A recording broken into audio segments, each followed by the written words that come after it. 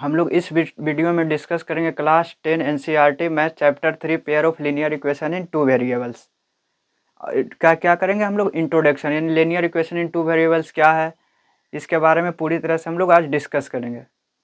तो चलिए देखते हैं क्या है pair of linear equation in two variables.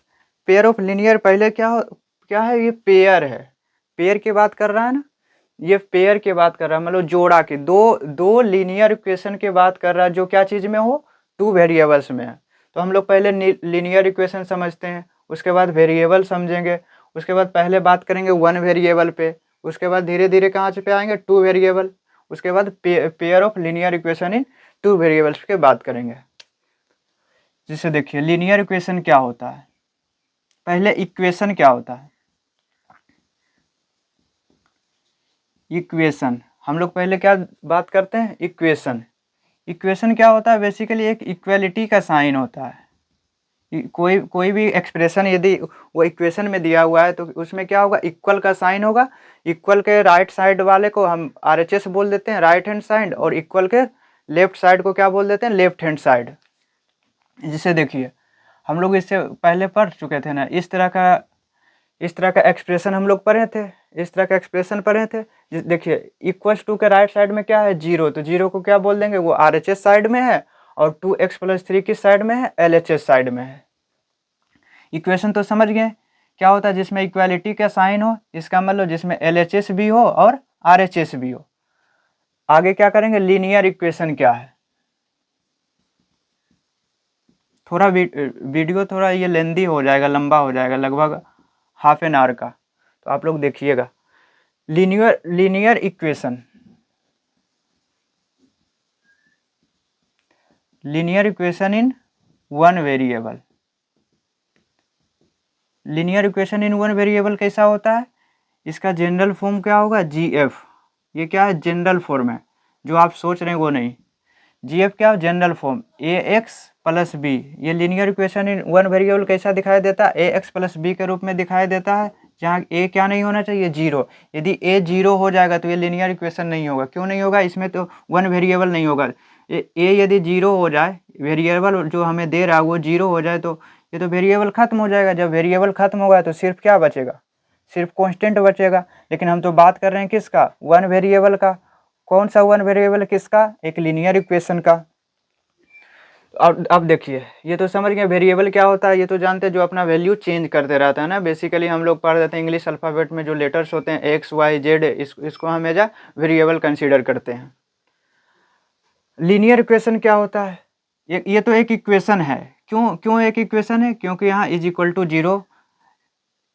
Zero है, मतलब इसमें एलएचएस भी है और आरएचएस भी है, तो ये एक इक्वेशन है। और वन वेरिएबल है, हाँ एक वन वेरिएबल क्यों है, क्योंकि एक्स ही एक वेरिएबल वाला टर्म है। और ये लीनियर का मतलब होता है वेरिएबल पे पावर क्या होना चाहिए, वन होना चाहिए। वेरिएबल पे पावर क्या होना चाहिए, वन। देखिए एक्स पे पावर कुछ नहीं है, तो हम तो कंसीडर कर सकते हैं एक्स पे पावर क्या है, वन है। तो हम लोग देख लिए लीनियर इक्वेशन भी है।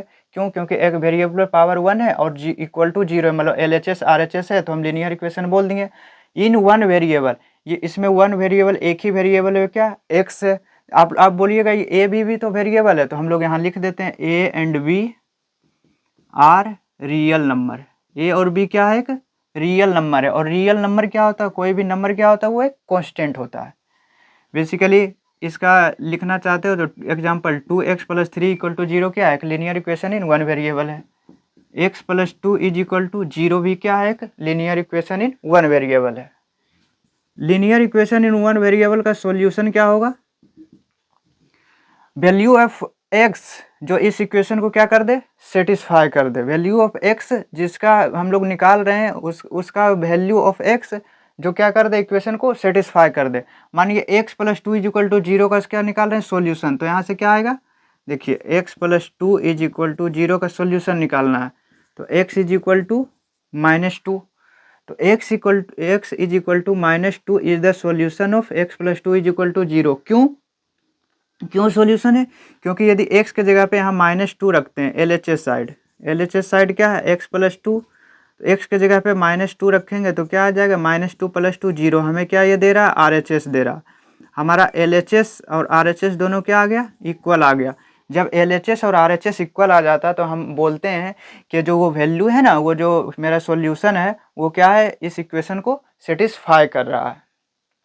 हम लोग देख लेंगे सॉल्यूशन क्या होता है। इसका मतलब x इक्वल टू -2 सिर्फ एक ही सॉल्यूशन है, सिर्फ एक ही सॉल्यूशन है, तो हम लोग बोल देंगे linear equation in one variable. हम लोग शॉर्ट फॉर्म में लिख रहे हैं, linear equation in one variable का कितना सॉल्यूशन होता है, हैज ओनली वन सॉल्यूशन, इसके अलावा और कोई सॉल्यूशन नहीं होगा।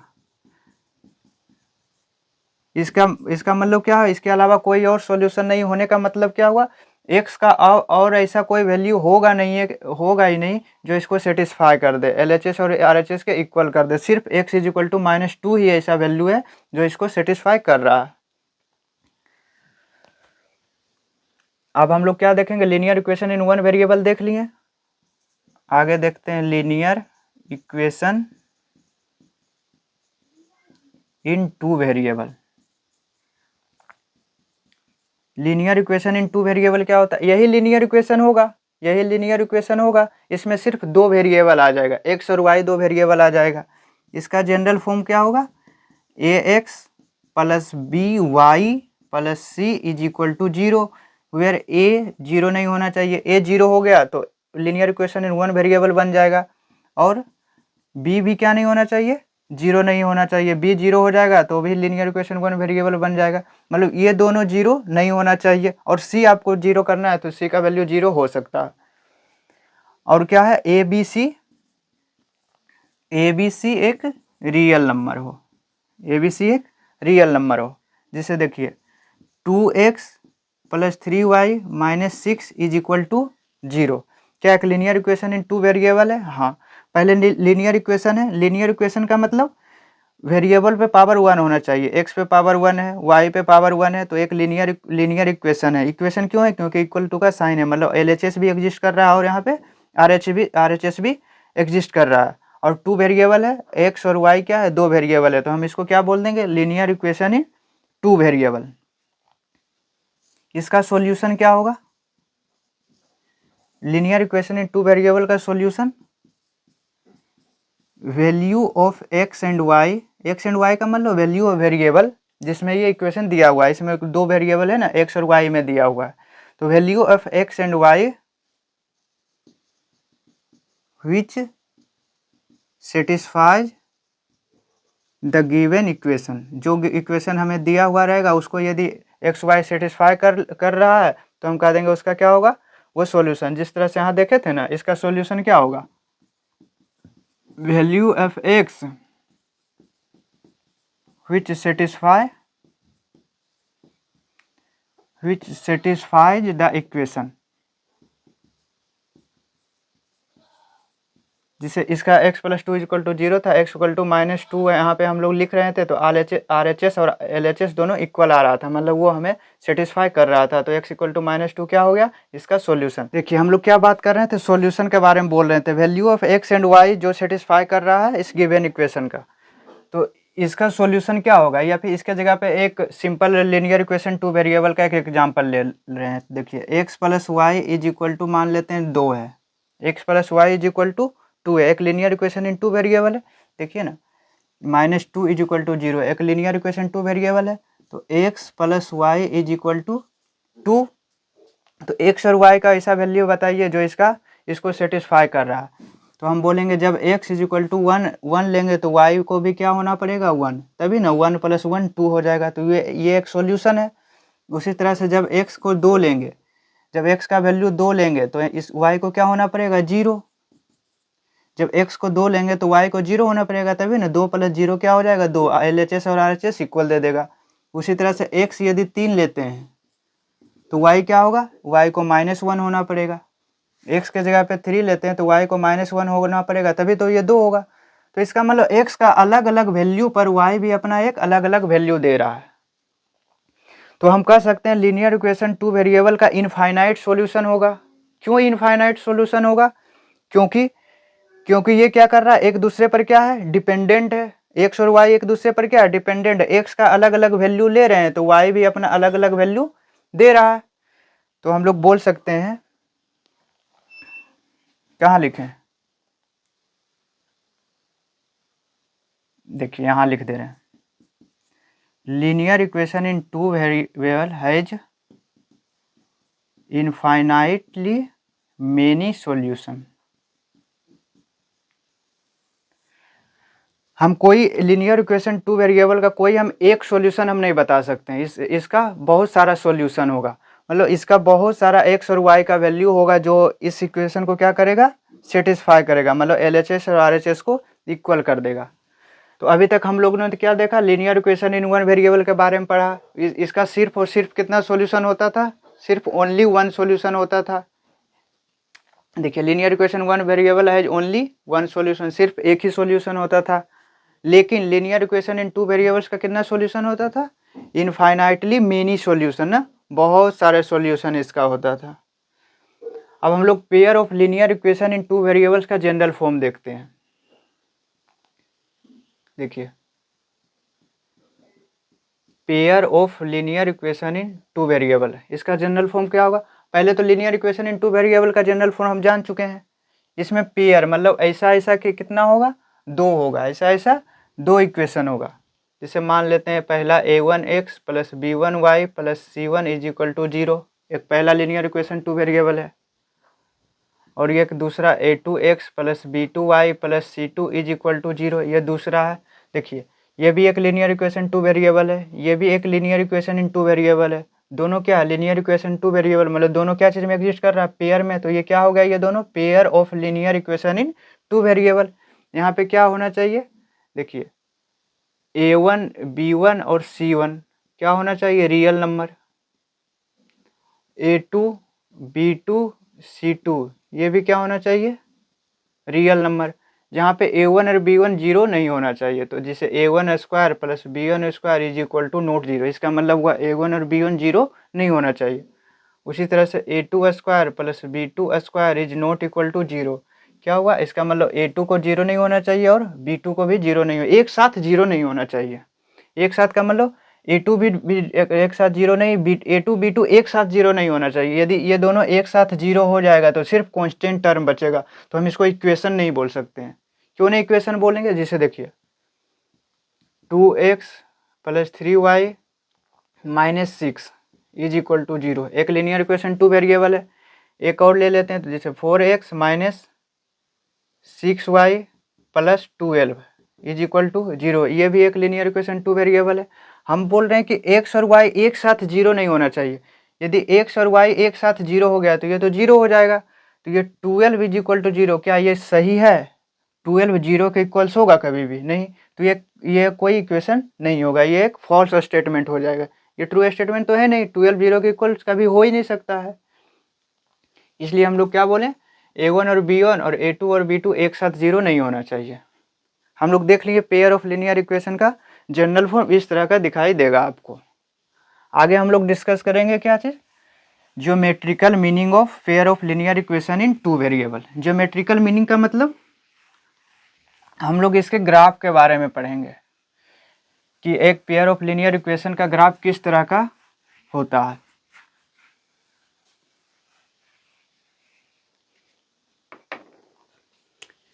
देखिए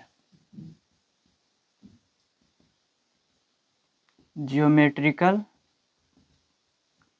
मीनिंग ऑफ पेयर ऑफ, ये हम शॉर्टकट में लिख दे रहे हैं, लीनियर इक्वेशन एल है, linear equation in two variable. Geometrical meaning का मतलब क्या हुआ, हम लोग ग्राफ के बारे में पढ़ेंगे। देखिए हम लोग पहले लीनियर इक्वेशन टू वेरिएबल का ग्राफ पढ़ते हैं, उसके बाद पेयर का भी पढ़ लेंगे। जैसा लीनियर इक्वेशन टू वेरिएबल का होगा उसी तरह से पेयर का भी होगा, दूसरा का भी इसी तरह का ग्राफ होगा। तो हम लोग जानते हैं क्या, linear equation in two variable gives a straight line, gives a straight line, ये याद रखिएगा। ये हम लोग क्लास 9th में पढ़ चुके थे। क्या देखे थे, जब हम लोग ग्राफ ड्रॉ किए थे, जब हम इसका ग्राफ ड्रॉ किए थे लीनियर इक्वेशन टू वेरिएबल का, तो हमको क्या दे रहा था, ये एक स्ट्रेट लाइन दे रहा था। तो हम लोग बोल सकते हैं, इसलिए इसको क्या बोल देते हैं, लीनियर इक्वेशन टू वेरिएबल। क्यों लीनियर इक्वेशन टू वेरिएबल को लीनियर बोलते हैं, क्योंकि ये हमें क्या देता है, एक स्ट्रेट लाइन देता है। और दूसरा हम लोग क्या पढ़े थे, जब अलजेब्राइक मीनिंग पढ़ रहे थे तो वहाँ हम लोग क्या पढ़े थे, वहाँ हम लोग पढ़े थे कि कि लीनियर इक्वेशन को लीनियर इक्वेशन इसलिए बोलते हैं क्योंकि वेरिएबल पे पावर क्या होता है 1। और हम लोग यहाँ ग्राफ के बारे में बात कर रहे हैं तो लीनियर इक्वेशन को लीनियर इक्वेशन क्यों बोलते हैं ग्राफ के रूप में, क्योंकि ये हमें क्या देता है, एक स्ट्रेट लाइन देता है। इसका मतलब जिसका भी पावर 1 होगा, जो भी लीनियर इक्वेशन होंगे, जिस भी वेरिएबल पे पावर 1 होगा उसका जो इक्वेशन होगा वो सभी हमको क्या देगा, एक स्ट्रेट लाइन देगा। देखिए इसका मतलब ये पेयर है ना, तो हम लोग देखते हैं pair of linear equation two variable. Pair of linear equation two variable, linear equation two variable क्या देता है हमको, एक लीनियर इक्वेशन एक स्ट्रेट लाइन देता है। तो पेयर का मतलब दो लीनियर इक्वेशन टू वेरिएबल, दो स्ट्रेट लाइन देगा, यही ना। दो लीनियर इक्वेशन हमको क्या देगा, ये दो स्ट्रेट लाइन देगा, दो स्ट्रेट लाइंस, हमें दो स्ट्रेट लाइंस देंगे। ये दो स्ट्रेट लाइन किस तरह का होगा, जैसे देखिए दोनों स्ट्रेट लाइन जो होगा ये एक दूसरे को क्या कर सकता है, इंटरसेक्ट कर सकता है, या फिर दोनों स्ट्रेट लाइन एक दूसरे पे क्या करे, लाई करे, एक दूसरे पर हो।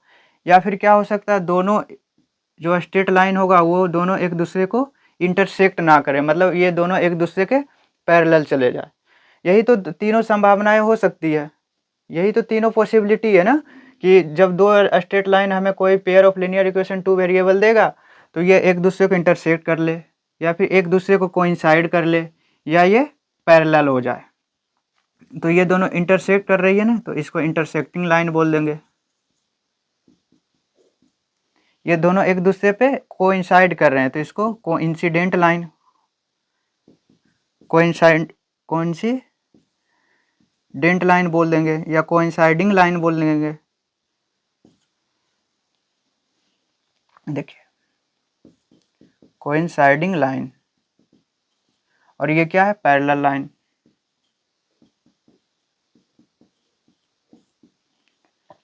Parallel line.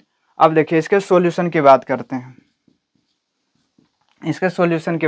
हैं, पहले लीनियर इक्वेशन टू वेरिएबल, हम दोनों को कंपेयर कर रहे हैं, इससे हम लोग ये समझ सकते हैं। देखिए लीनियर इक्वेशन टू वेरिएबल हमें क्या दे रहा था, एक स्ट्रेट लाइन दे रहा था, तो इसका कितना सॉल्यूशन था, इनफाइनाइट सॉल्यूशन था। क्यों इनफाइनाइट सॉल्यूशन था, क्योंकि इस एक स्ट्रेट लाइन पे इनफाइनाइट पॉइंट क्या करेगा, लाई करेगा, इनफाइनाइट पॉइंट लाई करेगा, इसलिए इसको क्या बोल देते हैं, ये हमें क्या देता है, लीनियर इक्वेशन टू वेरिएबल एक इनफाइनाइटली मेनी सॉल्यूशन देता है।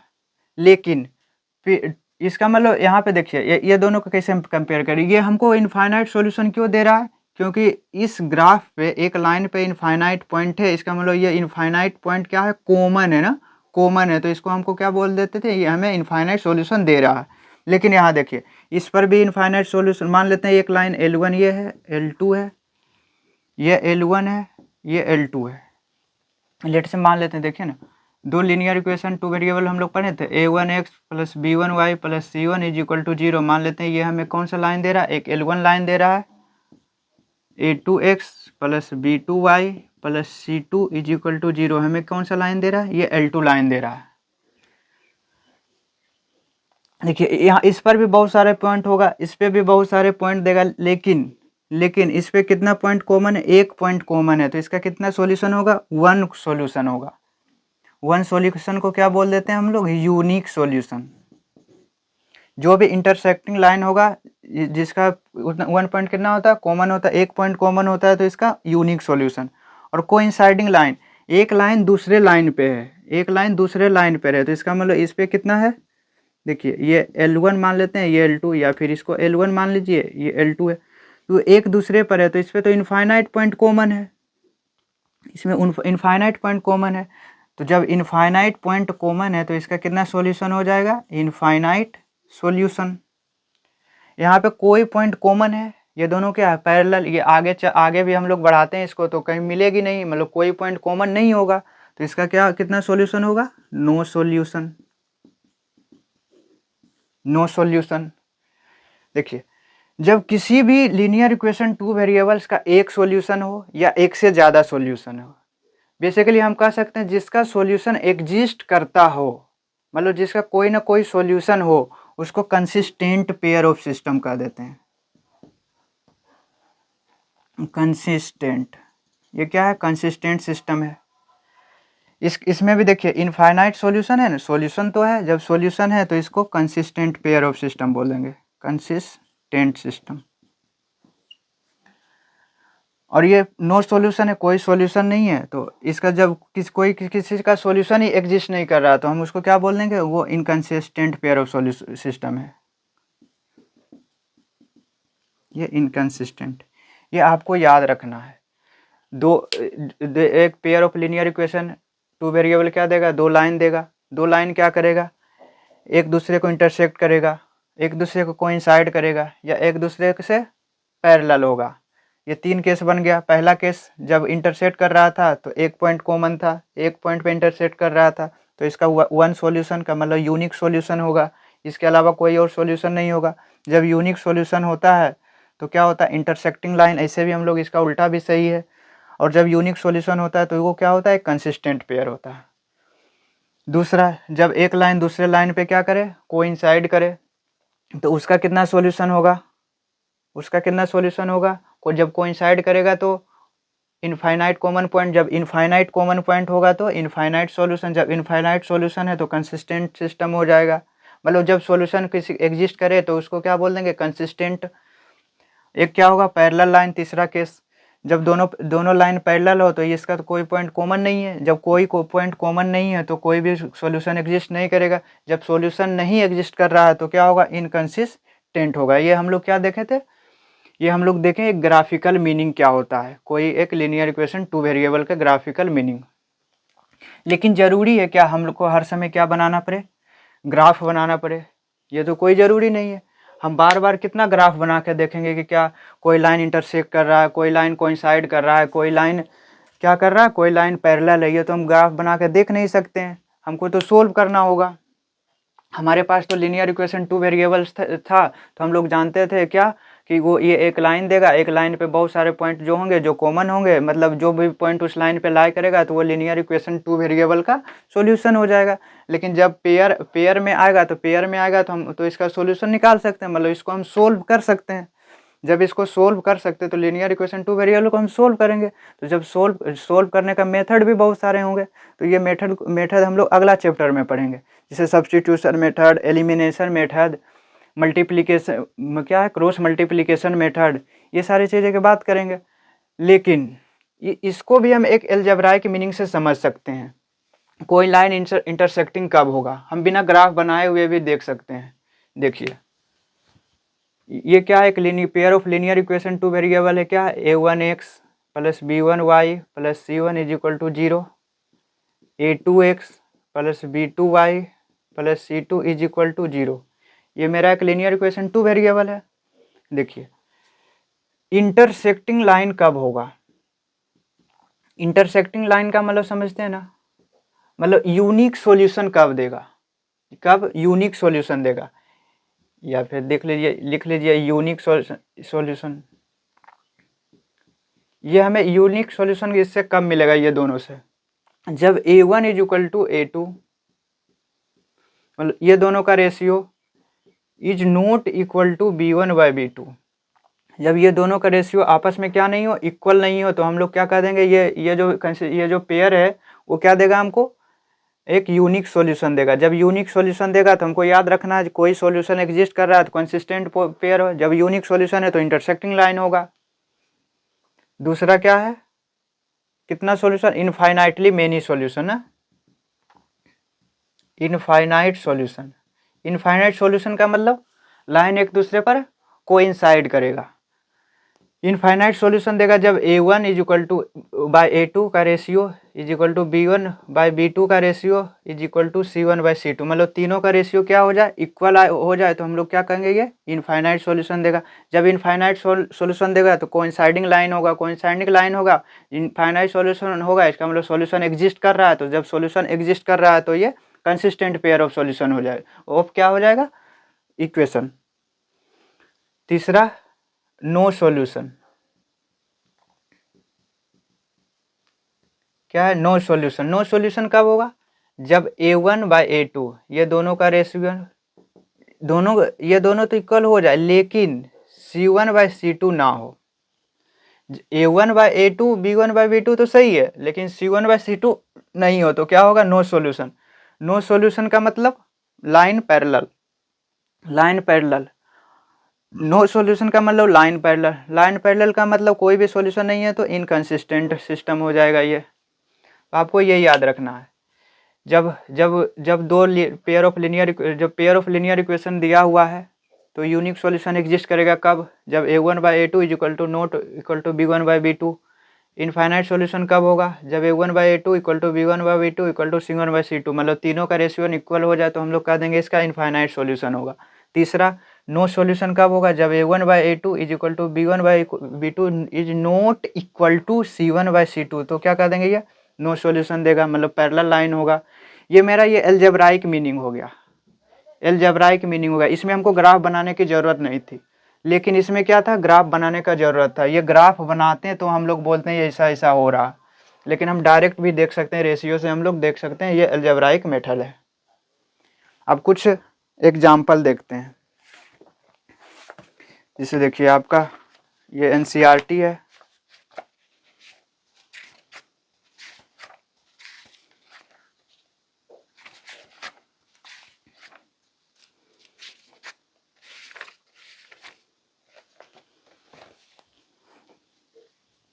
हम लोग ये इसको मिटा दे रहे हैं, वो याद रखिएगा। ये भी याद रखना है, क्यों, NCERT में आपका दिया हुआ न्यू NCERT में क्वेश्चन नंबर 7 बोल रहा है क्या, हमको ड्रॉ द ग्राफ को ड्रॉ करना है। जब इसका सॉल्यूशन करेंगे तो हम लोग देखेंगे। जहाँ पे ग्राफ बनाने के लिए बोल रहा है वहाँ पे हमको क्या करना है, वहाँ पे ग्राफ बनाकर दिखाएंगे। जहाँ ग्राफ बनाने के लिए नहीं बोल रहा है, यानी कुछ नहीं बोल रहा है, तो हम लोग ये अलजेब्राइक मेथड से हम लोग चेक कर सकते हैं, तुरंत ही चेक हो जाएगा। देखिए 2 एग्जाम्पल लेते हैं, बस आप ज़्यादा नहीं, 5 से 10 मिनट में हम लोग इसको इंट्रोडक्शन को ख़त्म करते हैं।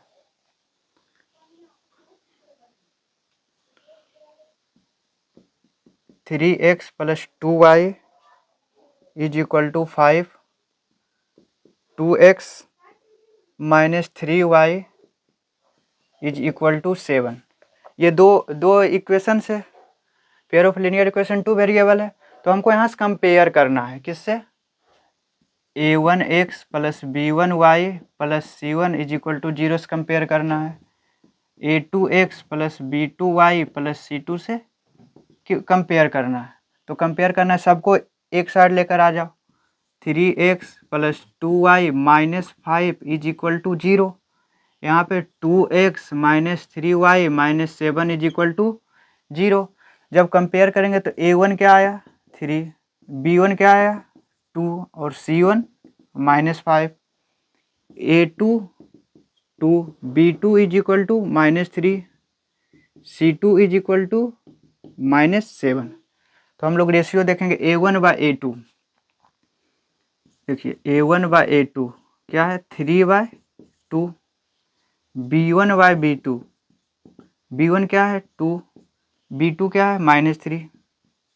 देखिए A1/A2 इज नॉट, अब आगे चेक नहीं करेंगे। क्यों नहीं चेक करेंगे, क्योंकि हमको यहीं से पता लग गया क्या, A1/A2 is not equal to B1/B2, मतलब 3/2 इज नॉट इक्वल टू -2/3 नहीं है ना। ये दोनों जब इक्वल नहीं है तो हम लोग क्या कह देंगे, ये हमें क्या दे रहा है, एक इंटरसेक्टिंग लाइन।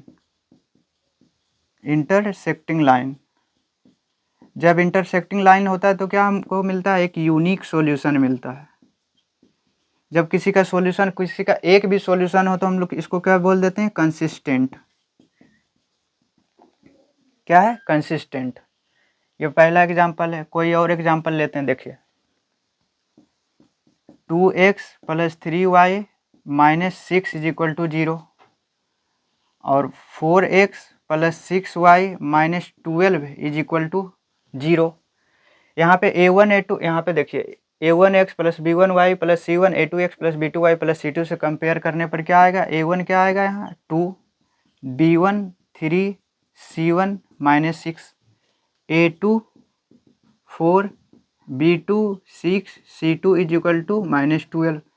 देखिए A1/A2 2/4 is equal to 1/2, B1/B2 3/6 is equal to 1/2, C1/C2 C1 क्या है -6, C2 क्या है -12, तो क्या है 1/2। देखिए A1/A2 आ गया किसके इक्वल, B1/B2 के equal is equal to C1/C2। जब A1 A2 B1 B2 सबका रेशियो क्या है इक्वल है, तो हम लोग क्या कहेंगे, ये कोइंसाइडिंग लाइन है ना, कोइंसिडेंट लाइन या फिर कोइंसाइडिंग लाइन। जब कोइंसाइडिंग लाइन होता है तो क्या होता है, इनफाइनाइट सॉल्यूशन।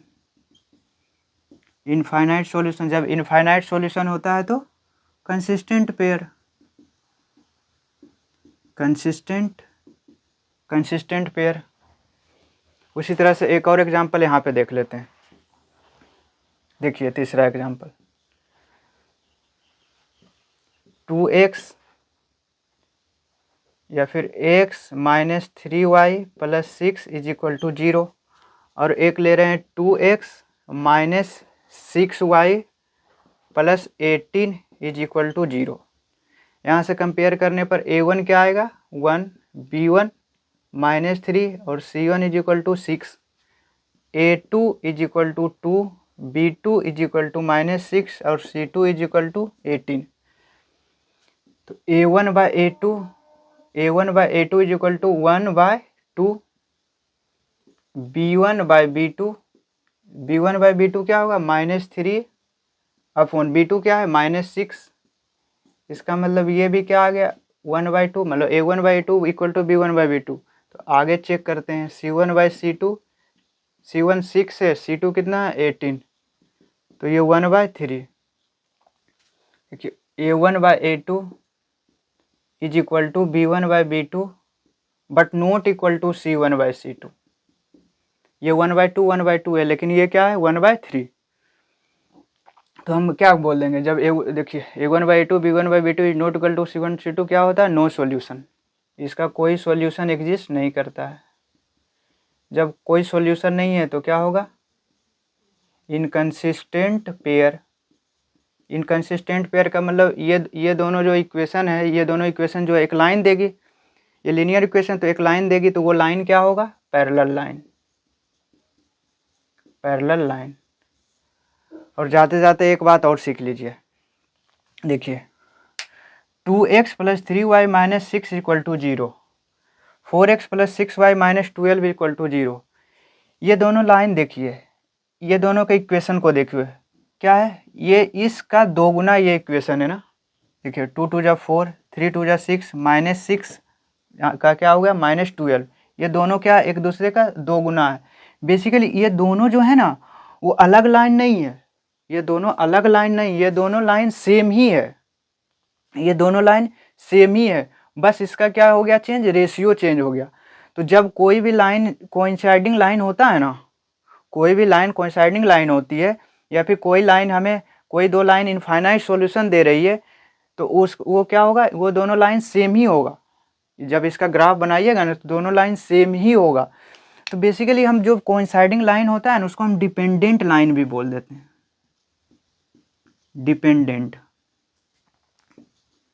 डिपेंडेंट लाइन बोल दीजिए, या फिर ये दोनों क्या है, dependent pair of linear equation in two variable. Dependent linear equation बोल दीजिए, या फिर इक्विवेलेंट ना, दोनों क्या है इक्वल है ना, रेशियो सेम है ना, इक्विवेलेंट इक्वेशन।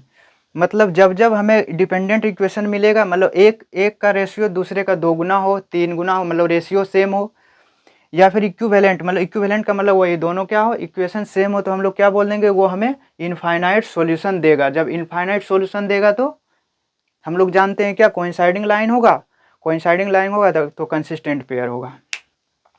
देखिए हम लोग इस चैप्टर में क्या पढ़े, बेसिकली मेरा जो मेन याद रखने का चीज़ है, ये याद रखने का चीज़ है, और यहाँ पे हम लोग मिटा दिए। देखिए हमको याद रखने का है क्या, कि जब कोई भी दो लीनियर इक्वेशन 2 वेरिएबल है तो हमें क्या क्या मिलता है, 2 लाइन मिलती है, दोनों लाइन यदि क्या हो, दो लाइन यदि इंटरसेक्टिंग हो, दो लाइन एक दूसरे को इंटरसेक्ट कर रहा हो तो हमें क्या मिलेगा, एक कॉमन पॉइंट मिलेगा। तो मेरा क्या होगा, एक यूनिक सॉल्यूशन होगा। यूनिक सॉल्यूशन होने का मतलब ये कंसिस्टेंट पेयर होगा। दूसरा हम लोग क्या पढ़े थे, दो लाइन एक दूसरे को कोइंसाइड करे तो कोइंसाइडिंग लाइन होगा, कोइंसाइडिंग लाइन हो जाएगा। कोइंसाइडिंग लाइन होगा तो हमको ये इनफाइनाइट सॉल्यूशन मिलेगा।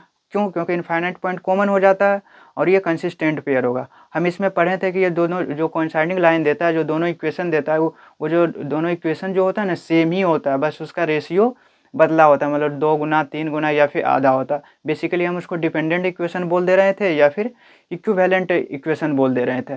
तीसरा हम लोग क्या पढ़े थे, तीसरा हम लोग पैरेलल लाइंस देखे थे। पैरेलल लाइंस दे रहा था तो कोई सॉल्यूशन नहीं था। क्यों नहीं कोई सॉल्यूशन था? क्योंकि वो एक दूसरे को कहीं इंटरसेक्ट ही नहीं कर रहा था। बेसिकली वहाँ पे कोई कॉमन पॉइंट ही नहीं मिल रहा था। जब कोई सॉल्यूशन नहीं था, नो सॉल्यूशन के केस में inconsistent pair of linear equation होता। और हमको ये याद रखना है कैसे कैसे यूनिक सॉल्यूशन मिलता है, किसका किसका रेशियो इक्वल नहीं होने पर, किसका रेशियो इक्वल होने पर इनफाइनाइट सॉल्यूशन मिलता है, और नो सॉल्यूशन किसका रेशियो इक्वल और नॉट इक्वल होने पर मिलता है। अब हम लोग अगला लेक्चर में देखेंगे एक्सरसाइज 3.1 का सॉल्यूशन। तब तक के लिए आपको यदि कोई परेशानी हो, कोई दिक्कत हो तो आप लोग कमेंट में बता सकते हैं।